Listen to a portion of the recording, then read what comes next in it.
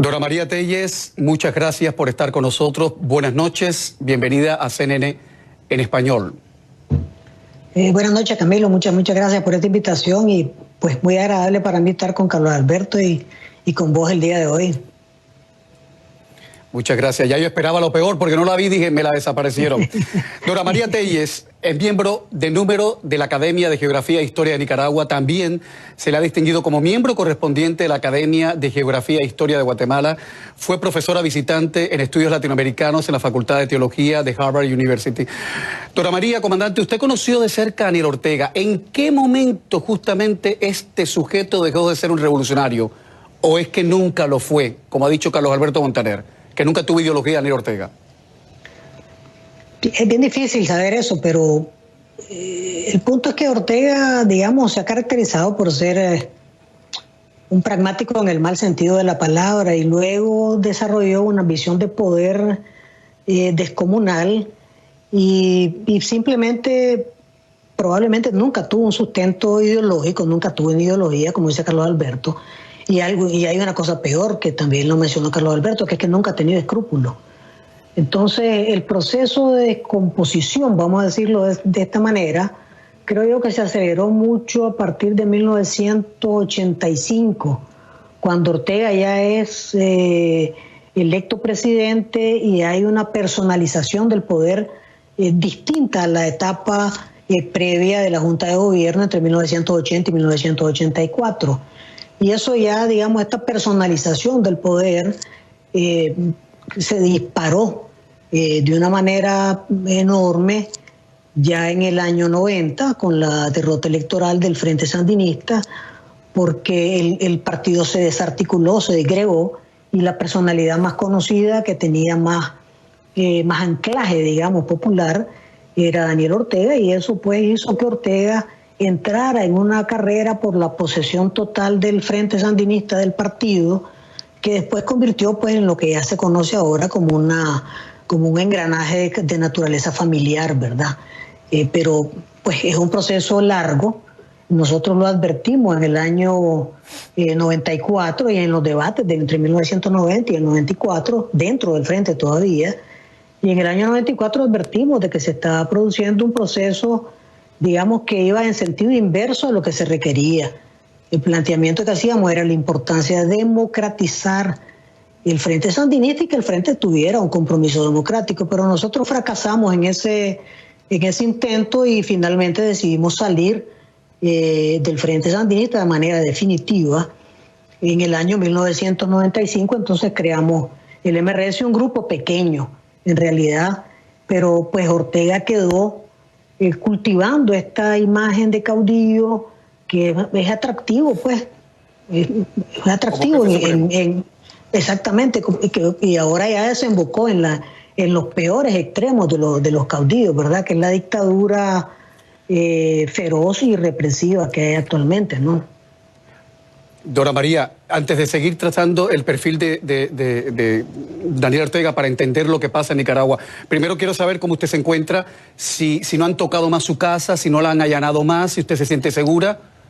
Bueno, no han vuelto a llegar, pero yo tampoco estoy en mi casa, ¿verdad? Porque en realidad nadie se siente seguro en Nicaragua, ¿verdad? Esa es la situación de Nicaragua actualmente, que nadie se siente seguro. Es decir, todos los días hay unos 10 secuestros en distintas partes del país, diarios. Hay unos que los meten a la cárcel y otros salen, y otros que quedan de manera permanente. Bueno, vos viste cómo a Miguel Mora, un periodista, y a Lucía Pineda, una periodista, fueron, digamos, secuestrados en el propio estudio de televisión. Es decir, esa es la situación general que vivimos los nicaragüenses, de situación de inseguridad, de persecución. No es, digamos, mi caso excepcional, pues, ¿verdad?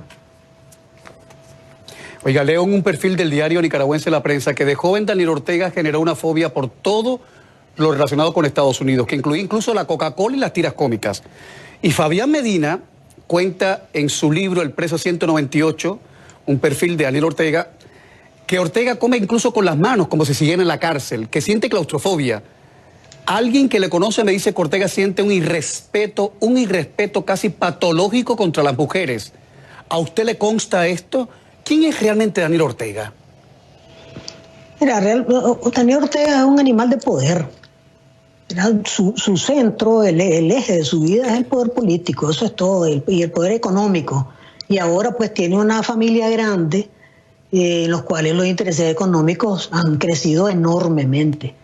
Y además tiene pues una esposa que tiene sus propias aspiraciones de poder político. Es decir, nosotros estamos frente a una maquinaria familiar que ha estado tratando de imponer una dinastía en Nicaragua, y obviamente unas personas que tienen poder total, porque los Ortega Murillo han construido un poder total, absoluto, no hay nada que no esté bajo el control de ese poder total, pues no tienen ningún respeto por las personas, echan presos, capturan, las matan. Es decir, en Nicaragua hay una dictadura, pero no una dictadura con reglas, pues porque ha habido otras dictaduras en el mundo que tienen reglas, ¿no? Tienen sus propias leyes y cumplen sus propias leyes. Aquí hay una dictadura donde pues no hay ni siquiera ley, ni siquiera cumplen sus propias reglas, ni siquiera le hacen caso a sus propios jueces, ni siquiera cumplen sus propias normas. Es decir, aquí lo único que vale es la voluntad de los Ortega Murillo. Y pues obviamente cuando una persona se siente como Dios, siente que es dueño de la vida y de la muerte. Y pues pasa por encima de mujeres, de hombres, de niños, de personas mayores, de campesinos, de trabajadores, de empresarios, de todo el mundo, ¿verdad? Esa es, digamos, la naturaleza del poder de los Ortega Murillo, es una naturaleza de poder total, y por eso es que ha sido tan lesivo y tan brutal en la violación a los derechos humanos de los nicaragüenses, ¿verdad? Oiga, comandante Dora María, en 2009 Ernesto Cardenal, otra víctima del orteguismo, por cierto, dijo que Daniel Ortega padece una enfermedad sanguínea que no le permite exponerse al sol. ¿Qué sabe usted de eso? ¿Hasta qué punto es cierto eso? Pues dicen que sí, ¿verdad? Y en efecto, pues él no sale durante el día, sale a partir de las 5 de la tarde. Pero pues no es una enfermedad que yo vea que es mortal, pues, porque no se ha muerto, ¿verdad? Obviamente. Y pues creo yo, Camilo, que es irrelevante, porque hay montones de personas que están enfermas y son incapaces de hacer daño a otros, ¿verdad? Es decir, el hecho de que Ortega esté enfermo no mejora su condición, sino que probablemente le empeora. Debería tener alguna empatía. Por ejemplo, te voy a dar un ejemplo, ¿no? Que es un ejemplo durísimo. Hay una mujer en la cárcel, La Esperanza, una presa política, que padece de lupus. Y no le permiten que entre en las medicinas. Probablemente dicen que Daniel Ortega tiene lupus. Él debería tener sensibilidad. No la tiene. Tiene cero sensibilidad a esta mujer que es presa política y padece de lupus. ¿Te imaginas por lo que es estar en una cárcel? Como dijo un parlamentario europeo, no sirve ni siquiera para criar cerdo, ¿verdad? Del lugar malo en el que están los presos y las presas políticas. Y esta mujer no tiene acceso a sus medicamentos, no tiene acceso a una condición básica para su vida. Es decir, Daniel Ortega es un hombre que no tiene empatía. Y las personas que no tienen empatía son personas sumamente peligrosas. Las personas que no tienen sensibilidad son personas peligrosas. Y si vos ves los Twitter de algunos de los hijos de Daniel Ortega, te das cuenta que tienen cero sensibilidad. Y si vos escuchás las decleraciones... Lo he visto. Sí, es tremendo eso. Y si vos escuchás las declaraciones, por ejemplo, del jefe de la policía... La señora Rosario también. Eso es tremendo. Es decir, vos cero sensibilidad. Pero, Dora María, el jefe de la policía dice que no ha violado nunca los derechos humanos. Por cierto, en las redes sociales se están hablando de cómo usted debe sentirse cuando la han invisibilizado, la han borrado de la historia de la Revolución Sandinista, pero vamos a llegar ahí más tarde. Por cierto, cuando usted empezó a chocar, a cuestionar, a contestar los dictados del orteguismo más que del sandinismo, ¿alguna vez Ortega se le enfrentó o usted se enfrentó a Ortega? Bueno, sí, nosotros nos enfrentamos con él desde el año 91 hasta el 94. Pero fuerte, enfrentamiento fuerte, que palabras fuertes. Muy fuerte, ¿verdad? Pero no solamente eso. A mí no me gusta quejarme, pero voy a contar una parte del cuento. Es decir, nosotros recibimos amenazas de muerte, campañas de intimidación en la radio que manejaba Ortega, que se llamaba La Voz de Nicaragua, o Radio Ya, se llama, ¿no? ¿verdad? Y campañas en distintas radios que manejaba Ortega, de todo tipo, es decir, campañas sucias, por un debate interno dentro del Frente Sandinista. Hubo un momento que nosotros dijimos, bueno, nos vamos, porque por lo menos a mí mi mamá me enseñó que uno no debe estar donde no lo quieren. Eso es una cosa básica. Después de campañas de toda naturaleza, amenazas de muerte, amenazas de bomba, llamadas por teléfono a mi casa amenazándonos de todo tipo de cosas, ¿verdad? Entonces simplemente uno dice, bueno, yo me voy de ahí, pues, porque no hay nada que hacer en un lugar donde para el debate interno dentro del partido se recurre a acciones de naturaleza delincuenciales, ¿verdad? Entonces yo, pues, y los enfrentamientos eran durísimos, sí, en efecto, ¿verdad? Eran duros. Óigame, en la década de los 90 ya se habla abiertamente en la prensa internacional de la corrupción en el gobierno sandinista, bajo una etiqueta, por cierto, decían los nuevos ricos de Nicaragua. Ya la prensa internacional, incluso prensa de izquierda, prensa socialdemócrata, denunciaba cómo la mayoría de los comandantes de la revolución, empezando por Tomás Borges y los dos hermanos Ortega, Daniel y Humberto, robaban a manos llenas. ¿Qué recuerda usted de eso? Porque casi 30 años después alguna gente dice que usted estaba implicada en esto, pero antes de eso, dígame que usted recuerda de la famosa piñata y de todas las corruptelas que pasaban. Recuerdo muy claramente, Camilo, de un enorme debate que tuvimos en el Crucero, en un municipio que se llama El Crucero, en un centro de convenciones, sobre el tema de la piñata. Porque, pues, una cosa tiene que ser clarísima. Solamente se pueden apropiar de bienes del Estado quienes tienen poder suficiente para hacerlo. Esa es una realidad. Los que tienen suficiente poder se pueden apropiar de bienes del Estado. Entonces hay ministros, por ejemplo, como Fernando Cardenal, que era ministro de Educación, un hombre absoluta y completamente impecable, ¿verdad? Que pues se lo llevaron en la balastra en el sentido de que pues la fama arrastra con todo el mundo, ¿verdad? Yo entregué el Ministerio de Salud al doctor Ernesto Salmerón y él puede dar fe de que eso fue completamente impecable. Pero bueno, vamos al punto. Hubo sí casos de corrupción, en efecto lo había. Y yo te voy a decir, el Contralor General de la República, don Emilio Altodano, era un hombre íntegro, pero no tenía el suficiente poder en aquel gobierno para que se le hiciera caso, verá, a su planteamiento. ¿Pero entonces, qué se robaban? ¿Qué se robaban? Porque me dicen que se apropiaban de propiedades, de barcos, hay corrupción, de todo.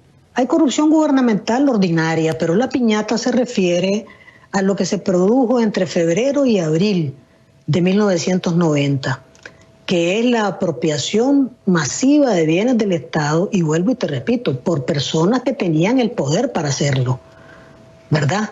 Que es un acto de corrupción, absolutamente, sin ninguna, María, no hay ninguna discusión. Tengo que poner publicidad, pero a la vuelta, por favor, a la vuelta de publicidad, ¿qué usted responde a los que la acusan 30 años después de haber participado en la piñata, que es como los nicas llaman a la inconmensurable trama de corrupción del gobierno sandinista? Por favor, la respuesta después de la publicidad. Y ustedes se pueden comunicar con el programa a través de numeral Nica Camilo. Numeral Nica Camilo. Estamos recibiendo todos vuestros mensajes y sus preguntas para la comandante Dora María Telles. Ya volvemos. Sigue Camilo por Facebook y también en Twitter.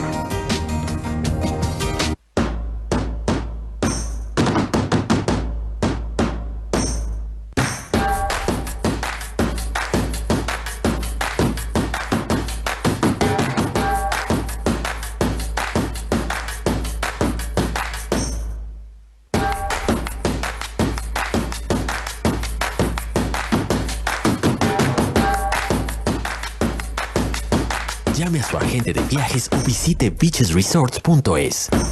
El mundo vive una suerte de revolución, un cambio civilizatorio, me atrevo a decir, en materia de comunicación. Nuestro invitado tiene que ser alguien, por supuesto, que tenga algo que decir. Estamos negociando el Tratado de Libre Comercio, pero no la vida de 800,000 personas, ¿no? El personaje que está protagonizando la noticia en ese momento. Tengo miedo del gobierno mexicano.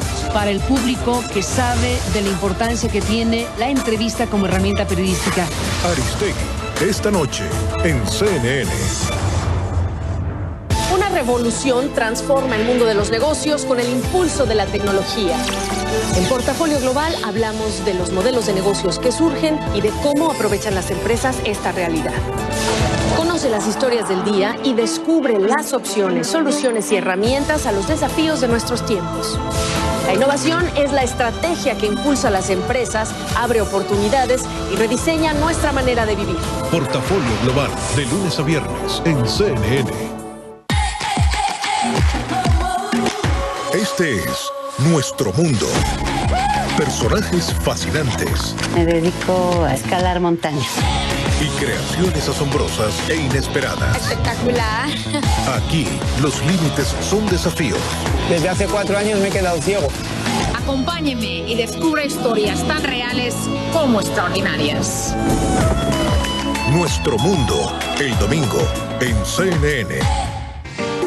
Así se mata en Nicaragua. Miércoles 20 de febrero en Camilo, Wilfredo Miranda, el periodista que acaba de ganar el Premio Iberoamericano de Periodismo Rey de España por su investigación sobre la represión del régimen de Ortega contra los manifestantes en abril de 2018 y que el gobierno de Ortega y Murillo niega.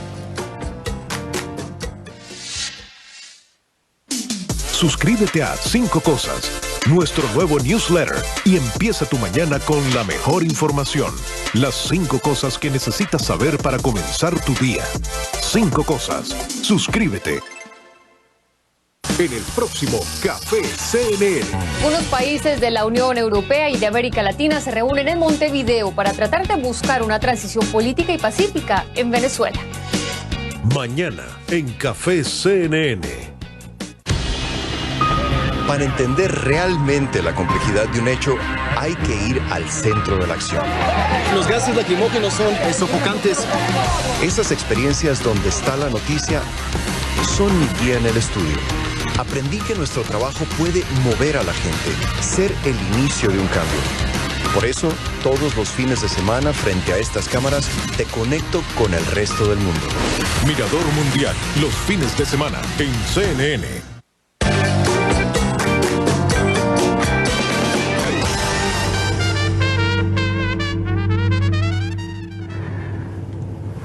La comandante Dora María Telles, que ha tenido la gentileza de, desde algún lugar, no sabemos realmente desde dónde, realmente no lo sabemos, hablar con CNN esta noche, está viviendo prácticamente en la clandestinidad, acosada por el gobierno de Daniel Ortega. Alguien en el numeral Nica Camilo dice, Dora María Telles es de las personas que no ha dejado que se apague la llama de la lucha cívica desde hace mucho tiempo. Comandante, ¿qué usted responde a los que acusan de haber participado usted en la piñata? Que reitero, es como los nicas llaman a la trama de corrupción gubernamental. Algunas personas dicen que sus casas, que sus propiedades son el resultado de esa piñata. ¿Hasta qué punto es cierto? Bueno, Camilo, yo pongo mi vida completamente transparente, ¿verdad? No tengo problema. Y te voy a decir una cosa, es decir, uno de los valores esenciales de mi familia, de mi papá y mi mamá, era la honradez. Ese es el único, 2 cosas, ¿verdad? La honradez y el trabajo.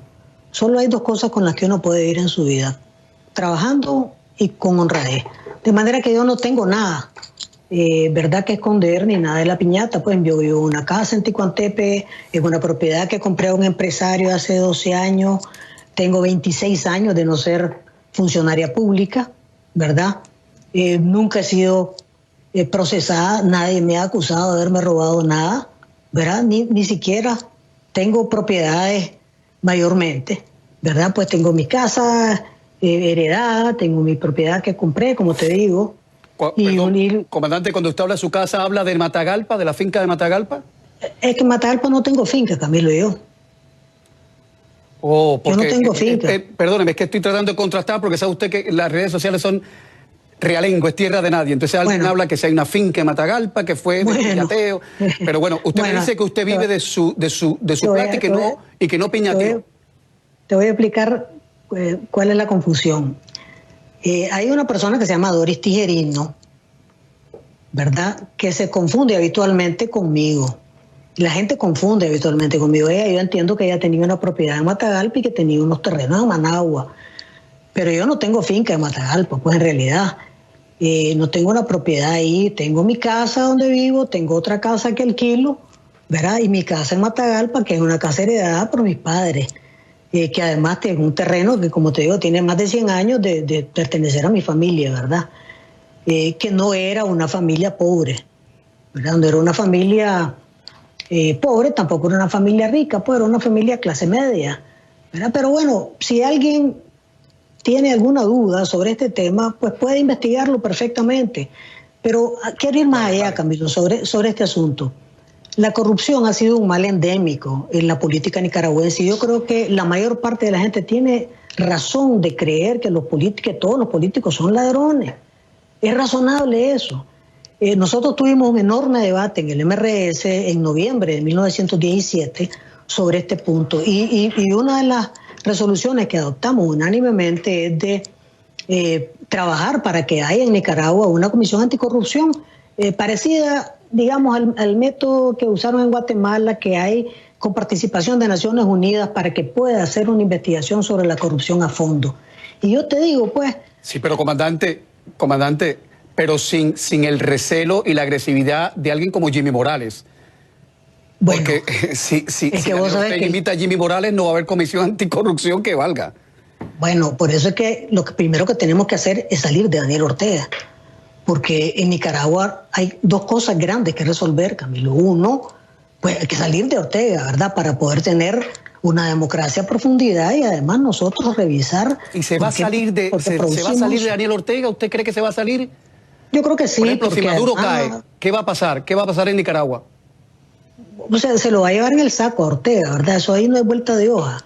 Ortega está hundiéndose en un pantano tremendamente, es decir, él se va hundiendo en un pantano.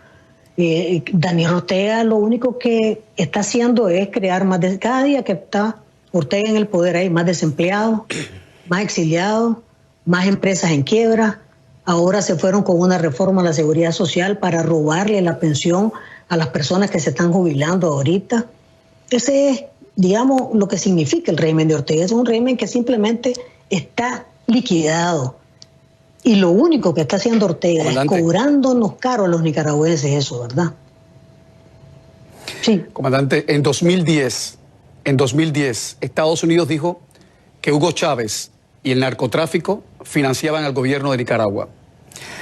Daniel Ortega protegió a Pablo Escobar, revela el hijo del capo. Eso lo publicaba la revista Semana, una de las más importantes revistas de información general de Colombia, el 27 de febrero de 2010.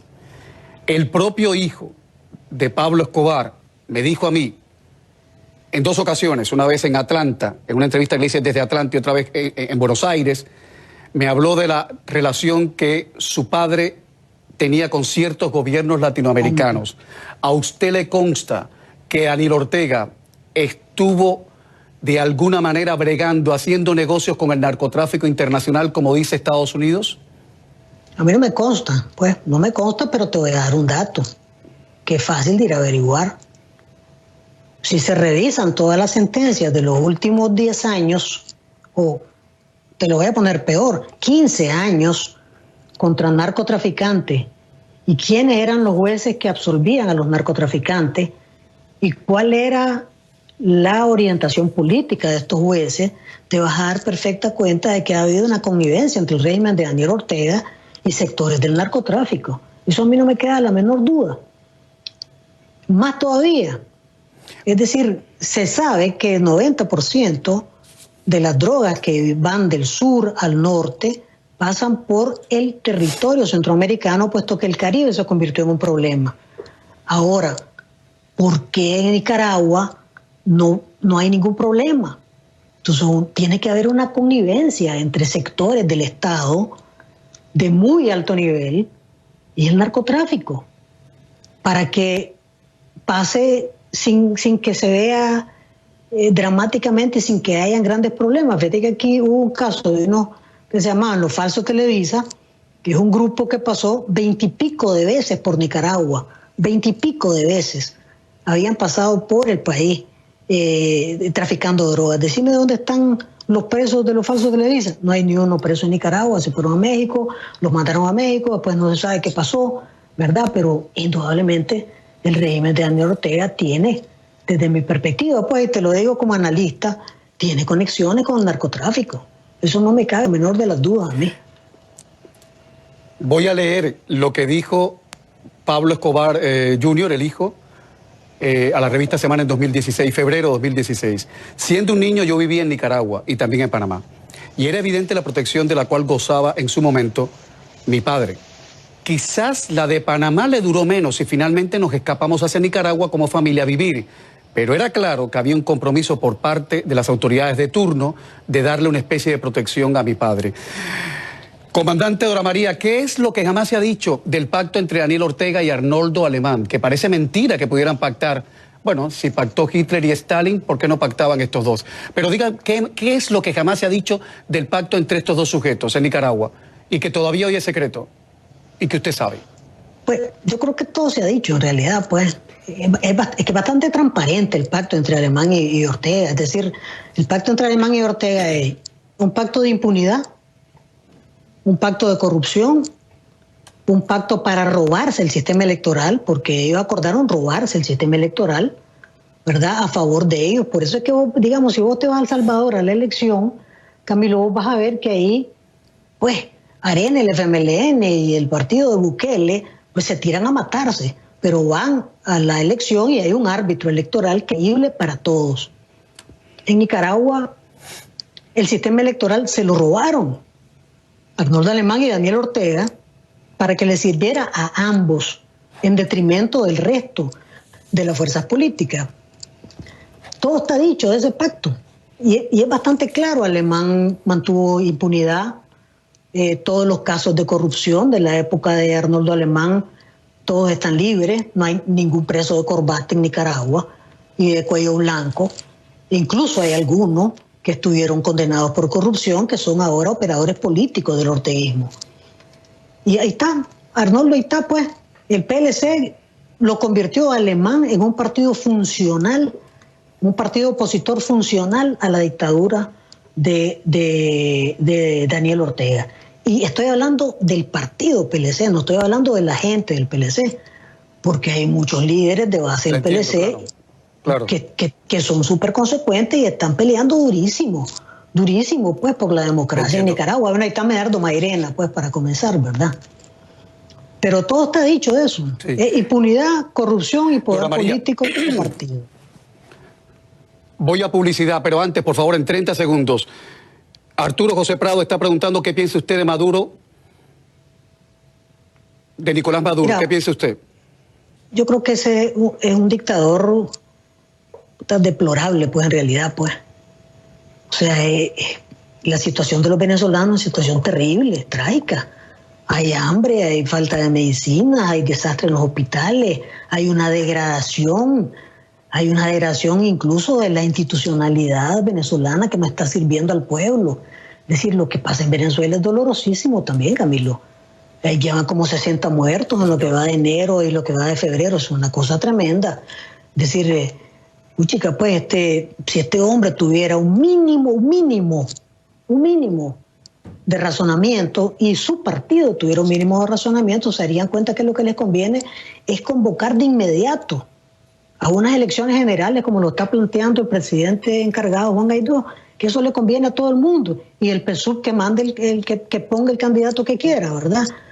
Pero al paso que va como Daniel Ortega, ¿verdad? Va hundiendo, Maduro se está hundiendo él, porque también está liquidado, y está hundiendo al partido, al PSUV, y está hundiendo a Venezuela, ¿verdad? Ese es el problema. Uno se pone a pensar y dice, pero Venezuela tiene una de las reservas de petróleo más grandes del mundo. ¿Cómo puede ser que tengan tanta pobreza? ¿Cómo puede ser esa condición? Pues, es decir, hay un fracaso estrepitoso de lo que se ha estado haciendo en 20 años, total. ¿Verdad? Dora María, voy a poner publicidad y a la vuelta ayúdeme a entender por qué cuando estallan las protestas antigobierno en abril de 2018, la primera que da la cara con ese lema prusiano de guerra, vamos con todo, digno de alguien de la SS, fue Rosario Murillo. ¿Por qué Daniel Ortega se quedó a la sombra? Y ayúdeme a hacer el perfil de esta señora de Rosario Murillo. Vamos a la pausa, pero antes, con una cita. La encontraba interesante, dijo Ortega en la revista Playboy en 1987, aludía a Rosario Murillo, una mujer que nació en 1951. A los 20 años ya tenía 3 hijos, su relación siempre conflictiva con sus padres, su sueño estudiar cine en París, cuando el resto se estaba jugando la vida por la liberación de Nicaragua. Ya volvemos. Todos tenemos un sueño que perseguir y para lograrlo necesitamos una vida llena de nuevas oportunidades. Riviera Point te ayuda a obtener la Green Card para ti y tu familia, invirtiendo en sólidos proyectos de construcción en Florida, con el programa de visas EB5. Porque estoy en manos de profesionales. Gana una vida llena de oportunidades. RivieraPMO.com. David Bisbal revela su fórmula para el éxito. Tengo mucha suerte y tal, pero cuanto más trabajo, más suerte tengo. Un secreto inesperado. David Bisbal, se te da muy bien lo del baile. No, hombre, no. Yo siempre he tenido mucha vergüenza por bailar. Y mucho más. Te quiero mucho. Mariel entre famosos, el domingo, en CNN. Detrás de cada evento deportivo, de cada atleta, hay una gran historia. Ejemplos de superación, pasión y coraje que inspiran, transforman y unen a la gente. Descubre. Inspírate. Participa. Únete a nuestro equipo todos los días. Deportes CNN. Aquí se controlan los movimientos políticos más importantes de Estados Unidos. Se toman decisiones fundamentales y se implementan acciones que afectan la vida de millones de personas. Directo USA te muestra la realidad detrás de los acuerdos y las estrategias de los actores políticos más influyentes. Analizamos las implicaciones de estas decisiones en tu vida. Porque mantenerte bien informado es nuestro compromiso. Sigue Directo USA de lunes a viernes en CNN. Estamos en una etapa probablemente de mayor riqueza periodística en la región. Está pasando de todo. Yo trato de preguntar rápido, corto y de insistir. Que el entrevistado empiece a contar cosas que él no pensaba contar. Eso es un arte muy complejo. No se consigue siempre, pero lo intentaremos. En diálogo con Longobardi, el domingo en la noche, en CNN.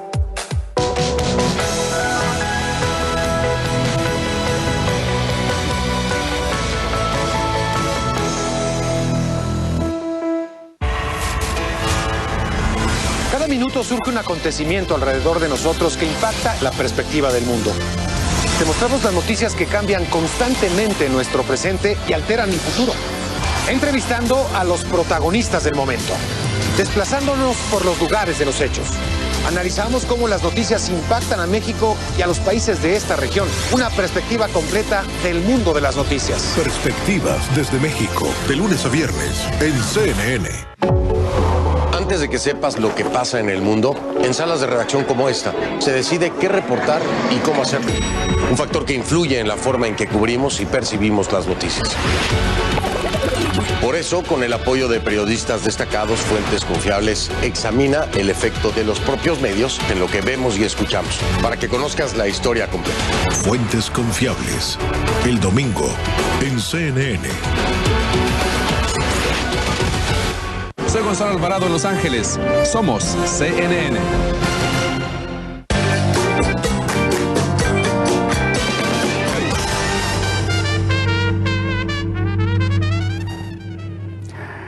Dora María Telles, ¿por qué Daniel Ortega, el presidente del país, quedó relegado a segundo plano cuando estallan las protestas en abril de 2018? ¿Por qué se escondió?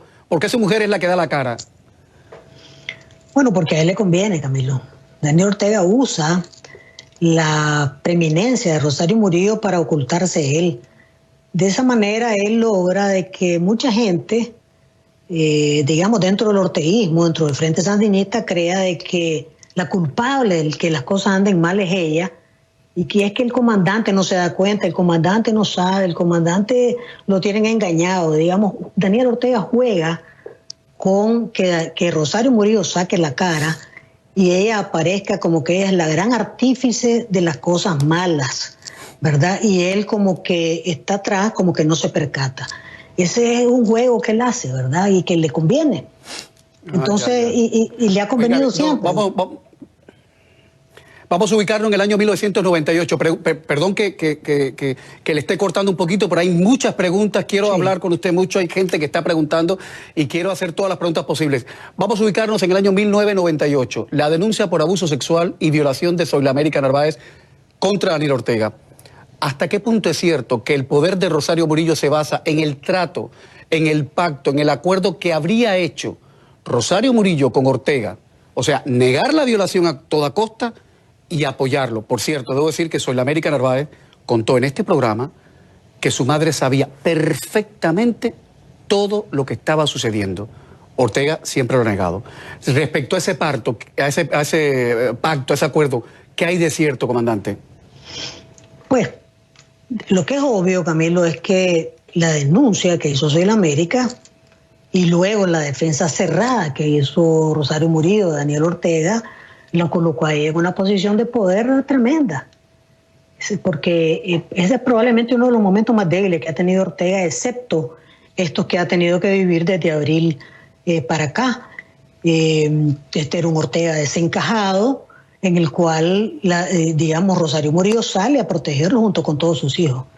Se hizo una muralla ahí, junto con todos sus hijos, para proteger a Ortega. Y eso es una deuda de difícil pago, porque además es una deuda que crece, ¿verdad? Permanentemente. Luego, pues este Ortega que ha ido, digamos, siendo un Ortega enfermo, con esta enfermedad que no se sabe cuál es, porque es como un misterio, ¿verdad? También ha venido a depender mayormente de Rosario Murillo, y en la medida en que la familia ha crecido, pues el entorno familiar se convierte en lo fundamental. Los regímenes dinásticos en Nicaragua, las dictaduras en Nicaragua han sido dictaduras familiares. Es decir, el primer círculo de lealtades es la familia, no el partido. Lo fue así en la dictadura somocista y lo es así en la dictadura de los Ortega Murillo. Es decir, el primer círculo de lealtades es la familia Ortega Murillo, y así lo fue con la familia Somoza. El primer círculo de lealtades no es el partido es el instrumento de la familia, y eso es lo que sucede en el caso de Ortega. Y hay un acuerdo de poder, evidentemente, un acuerdo de familia, de dar poder económico a la familia y poder político. Por eso es que vos ves que el consuegro está desde la policía, que los hijos se hacen cargo de así. Pues la pregunta que yo me hago es, chica, ¿qué parte nuestra de los nicaragüenses produce esos engendros? Porque al final, pues las sociedades producimos ese tipo de cosas. No es que es ajeno, no es que es importado de Sicilia, ¿verdad? No, es de aquí, local, pues. Oiga, comandante, local, ¿Rosario Murillo está en sus cabales o tiene algún padecimiento mental? Yo creo que ellos tienen, ella y él, Daniel Ortega y Rosario Murillo, y creo que su familia también, tienen un problema de falta de conexión con la realidad. Y esa es ya una enfermedad que se ha trasladado a otro segmento de los operadores políticos de los Ortega Murillo. Ellos, el principio de realidad lo perdieron completamente. Ellos, digamos, en su cabeza el mundo opera conforme a la propaganda que quisieron que nosotros compráramos. Por eso es que es tan sorprendente ver que el jefe de la policía, consuegro de Daniel Ortega, admite en una entrevista a una televisión noruega que pues eran los policías encubiertos los que estaban actuando de paramilitares. Uno dice, pero autoinculpándose, ¿verdad? Es decir, le vamos a dar una maestría de autoinculpación a Francisco Díaz, el jefe de la policía. Y uno dice, pero ¿qué es lo que les pasa? Y en realidad es una especie de locura. Y yo francamente creo que la familia Ortega Murillo tiene ya la característica locura de quienes viven encerrados en su burbuja de poder, porque ellos no tienen conexión con la realidad. Sí, no tienen conexión. Oiga, si fuera de su casa no salen, ¿no? Sí. ¿Tiene usted información o prueba alguna que demuestre la participación de asesores cubanos y asesores rusos en la represión, como sostienen algunos opositores? En las sesiones de tortura, por ejemplo, ¿tiene usted prueba que hay asesores rusos o cubanos? Hay gente que habla de gente con acento cubano, caribeño, digamos. Ruso no se habla, no se ha hablado, pero cubanos sí. Es posible que haya habido algunos, pero no se puede saber si son agentes institucionales cubanos o son cubanos que viven en Nicaragua y que están alineados en las filas del orteguismo, porque aquí hay una colonia cubana enorme en el país, la inmensa mayoría de ellos que, digamos, trabajan con mucha dignidad y son gente muy esforzada y muy seria y profesionales de mucha calidad. Pero es posible que hayan algunos ahí, ¿verdad?, que hayan sido reclutados dentro de las filas del orteguismo y que hayan estado actuando como torturadores. Hay gente que dice en las torturas que le han oído acento cubano, pero pues nadie tiene pruebas de eso. Yo hablé hace poco con un muchacho que sufrió tortura y él dice que él escuchaba un acento cubano, ¿verdad? Oiga, en Nicaragua desde el 2006 el aborto está penalizado y Ortega estuvo de acuerdo y el homosexualismo se consideraba un delito hasta 2007. ¿Es cierto que esa posición fue asumida por Ortega y su mujer para tener a su lado a la iglesia, a la que ahora acusa de contrarrevolucionaria y terrorista? Bueno, sí, lo hicieron como parte de la escalera para llegar al poder. Es decir, Carlos Alberto mencionaba una cosa muy importante, que es la falta de ideología y de escrúpulos de Ortega. Y Ortega tejió una estrategia para cooptar sectores, y uno de los sectores más importantes era la Iglesia Católica. Y en aquel momento, digamos, la ficha principal sobre la que se alineó el trabajo de Ortega era sobre el cardenal Miguel Obando.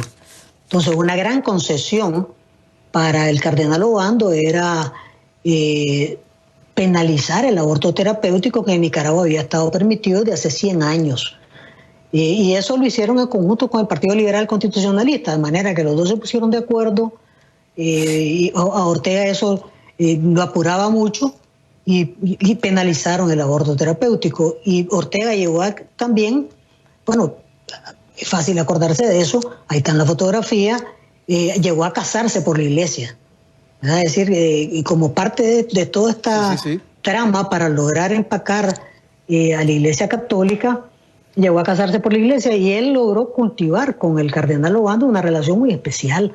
El cardenal Obando era, digamos, como una especie de capellán del régimen de Ortega. Pues esa es la realidad, él funcionó como un capellanato. Mucha gente que conoce a los Ortega Murillo desde hace muchos años me dicen que jamás han creído ni en su sombra, que de católico nada. Me lo dicen en La Habana, me lo dicen en Miami. Voy a poner la última pausa de publicidad. Viene el piropo que Gabriel García Márquez dijo de usted hace 40 años y una preguntita a ver si nos da tiempo, ¿vale? Ya volvemos. Viajar es ver las cosas de una forma diferente. Es vivir las mejores experiencias. Este sábado, un nuevo destino nos espera. Esta vez desde Abu Dhabi, donde el sol, el mar y todo lo que hay entre ambos te harán descubrir una cultura de clase mundial, alcanzar nuevos límites de adrenalina y escapar a una vida de lujo. Destinos, el sábado, en CNN. Vivimos en un mundo cada vez más conectado con la sociedad. El público dice lo que le gusta, pero también dice lo que no le gusta, y eso hace que el reto de CNN sea cada vez mayor. Es ir contra toda la censura, contra todos los límites que pone el poder. Y asegurarse de que los que están en el poder le rindan cuentas a la sociedad. Las preguntas incómodas se tienen que hacer y son las que deben estar más presentes que cualquier otra. Los líderes del pensamiento latinoamericano se reúnen en CNN. Una revolución transforma el mundo de los negocios con el impulso de la tecnología. En Portafolio Global hablamos de los modelos de negocios que surgen y de cómo aprovechan las empresas esta realidad. Conoce las historias del día y descubre las opciones, soluciones y herramientas a los desafíos de nuestros tiempos.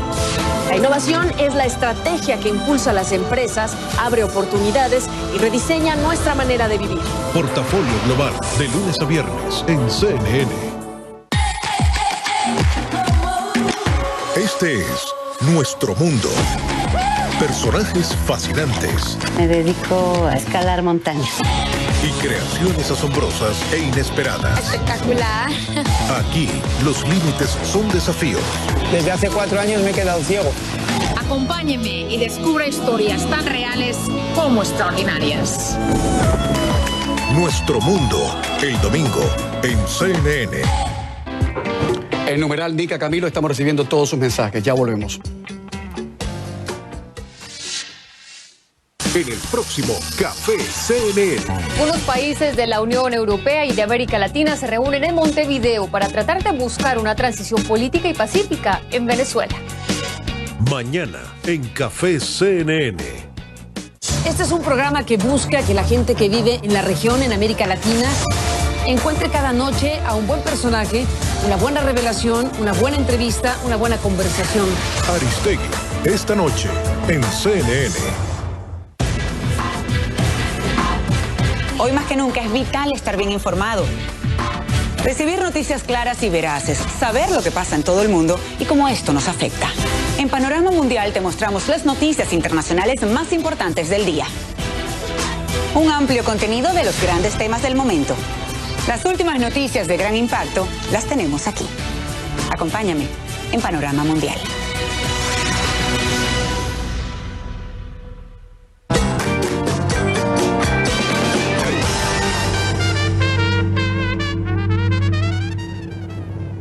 Desde algún lugar, la comandante 2, Dora María Telles, hablando con CNN.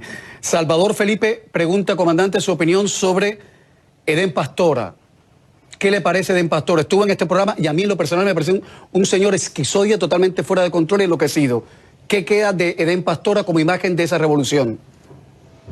Yo creo que Edén es la imagen exacta de lo que ha sido, digamos, de lo que ha pasado con el Frente Sandinista. Este es un anciano, porque ya es un anciano, convertido en una figura totalmente servil, elogiando el paramilitarismo, o sea, los crímenes de la dictadura.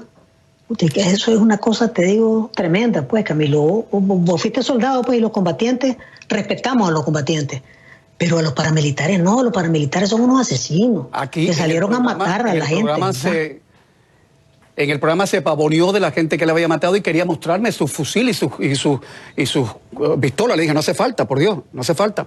Oiga, Gabriel García Márquez describió a Dora María Telles cuando el asalto al Palacio en 1978 de la siguiente manera: una muchacha muy bella, tímida y absorta, con una inteligencia y un buen juicio que le habrían servido para cualquier cosa grande en la vida.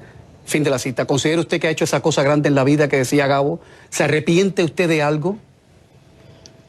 Pues no. La ventaja mía es haberme encontrado con un novelista tan bueno como García Márquez. Si me he encontrado con uno malo, me hubiera llevado el diablo. Pero bueno, te respondo lo siguiente, es decir, no me arrepiento de las cosas de mi vida, Camilo. Yo tengo una vida, tengo experiencia, aprendo, cambio conforme vivo y no tengo nostalgia del pasado, tengo nostalgia del futuro. Vivo hacia adelante, yo no vivo viendo hacia atrás, pues no me pasaría lo de la mujer de Lot, pues, que se volvió estatua de sal por estar viendo hacia atrás. Ni creo que el tiempo pasado fue mejor. Yo creo que el tiempo futuro es mejor. Yo creo que los jóvenes en Nicaragua ahora están diciéndonos que el tiempo futuro debe ser mejor, que tiene que haber justicia, que tiene que haber verdad, que tiene que haber sanamiento de las heridas de este país, que tiene que haber democracia profunda. Eso yo creo que es fundamental. Es decir, yo en realidad tengo agradecimiento de haber podido vivir este momento en Nicaragua, aunque sea dolorosísimo para mí, darme cuenta de que los jóvenes están viviendo eso ahora, ¿verdad? Y que tuvimos nosotros responsabilidad. Muchas gracias por estar con nosotros desde algún lugar. Muchas gracias. Ojalá pueda regresar usted a casa sana y salva. Le pido a Dios que no le pase nada, ni a usted ni a los que participen en este programa desde Nicaragua. Buenas noches, buena suerte y buena suerte Nicaragua. Hasta mañana.